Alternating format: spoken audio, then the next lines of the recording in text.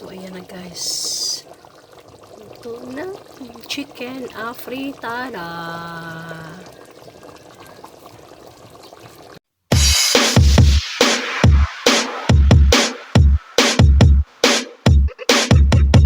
Iloilo Mix Vlog.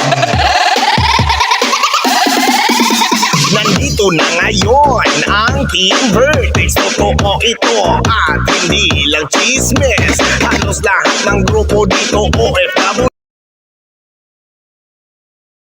Guys, for today's video, magluluto tayo ng chicken afritada. Ayan guys, so na-miss ko to kumain kasi iba to. Syempre, minana ko pa to sa lola ko na recipe na chicken afritada. So ayan, nagisa tayo ng onion and garlic. Then, ayan, linagay na natin yung manok. So, ahead of time guys, yung manok, I marinated it to the 3 tablespoon of vinegar, 1 tablespoon of black pepper, and 1 tablespoon of salt. So, ayan. Masarap kasi guys pag na-marinate siya bago siya igisa sa onion at saka garlic. So, ayan guys.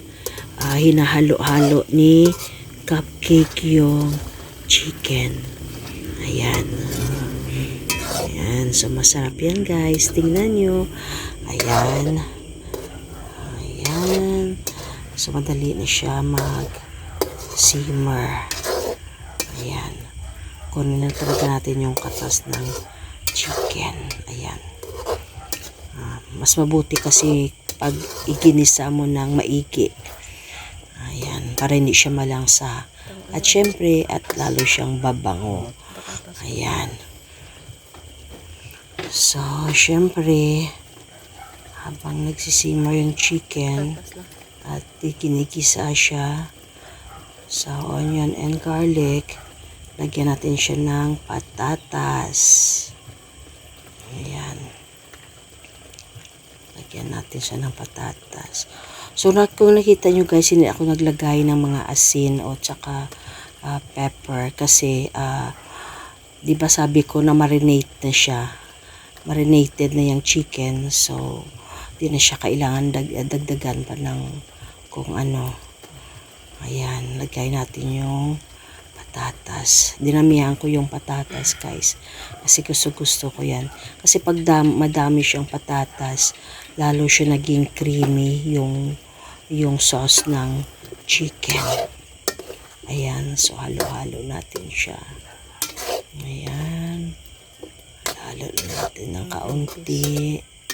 Ayan, mix it well. Cupcake. Ayan. So, then pagkatapos, lagyan natin siya ng green peas. Ayan. Yung salata, yung nilagay ko na peas, guys. Kasi ayoko yung sa market. Medyo matigas kasi. Yung salata, maano lang siya. Malambot. Kaya yun, ang nilagay ko dyan. Ayan. Halo-halo ng kaunti. Ayan. Mix it well. Ayan. Then, pagkatapos, syempre, lagay natin yung the most awaiting moment. Yan. Aswete. Ayan. So, lagyan natin siya ng 1/4 cup na aswete. Ayan. Ayan na. So, guys, ayan, bumula na siya, guys. Tignan nyo, yung aswete, yung nagbigay kulay sa manok natin. So, hindi ako gumamit ng kamatis at saka tomato sauce. Kasi guys, madali siya mapanis. Paglagyan natin siya ng tomato sauce or kamatis. Ayan. So, kaya aswete lang ang nilagay ko dyan. Pampakulay. Ayan. So, lagyan natin ng 2 basong tubig. Ayan. Ayan. So, pakuluin natin ang kaunti. Then, bago siya kumulo, lagyan natin siya ng 1/2 cup na breadcrumb.